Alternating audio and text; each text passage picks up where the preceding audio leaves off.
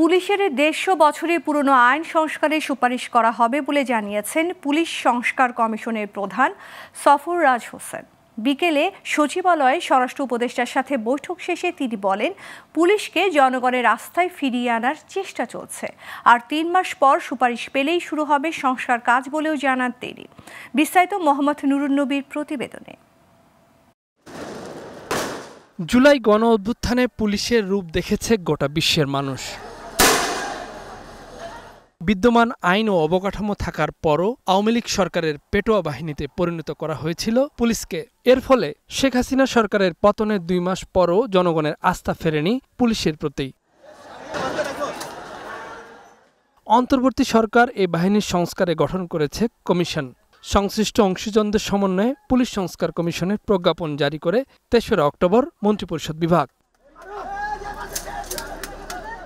রোববার সচিবালয়ে কমিশনের প্রধান সফররাজ হোসেন স্বরাষ্ট্র উপদেষ্টা অবসরপ্রাপ্ত লেফটেন্যান্ট জেনারেল জাহাঙ্গীর আলম চৌধুরীর সাথে বৈঠক শেষে গণমাধ্যমের মুখোমুখি হন। প্রচুর পরিমাণে আইনের বই আছে, প্রচুর পরিমাণে আইনের বই এবং অ্যাক্ট এবং রুলস, সেগুলো আমরা সংগ্রহ করা হয়ে গেছে, বেশিরভাগই হয়ে গেছে। এখন 2-1টা হয়তো সংগ্রহ করতে হবে।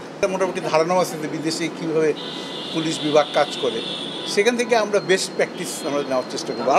আলোচনার মাধ্যমে বেস্ট প্র্যাকটিস। গণমুখী জনবান্ধব পুলিশ বাহিনী গড়ে তুলতে প্রায় 150 বছরের পুরনো পুলিশ আইন সংস্কারের সুনির্দিষ্ট সুপারিশের পরিকল্পনার কথা বলেন কমিশনের প্রধান। পুলিশের আইনটা হলো পুলিশের 1861 সালের আইন। তারপরে তো পুলিশ রেগুলেশন বুক হলো 1943 সালের। এগুলো তো ধরেন তেমন কোনো পরিবর্তন হয়নি। বললাম 1861 সালের আইন মানে 150 বছর হয়ে গেছে।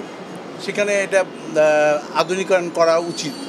তা আমরা কিছু কিছু ধারা বলে দেবো যে এই জায়গায় আমরা দেখতে পাচ্ছি যে সমস্যা হচ্ছে এবং আমার মনে হয় পরিবর্তন করা দরকার। এ সময় স্বরাষ্ট্র উপদেষ্টা বলেন, কমিশনকে কারিগরি সহায়তা দেওয়া হবে। 3 মাস পর সুপারিশ পেলেই শুরু হবে পুলিশ বাহিনী পুনর্গঠন ও সংস্কারের কাজ।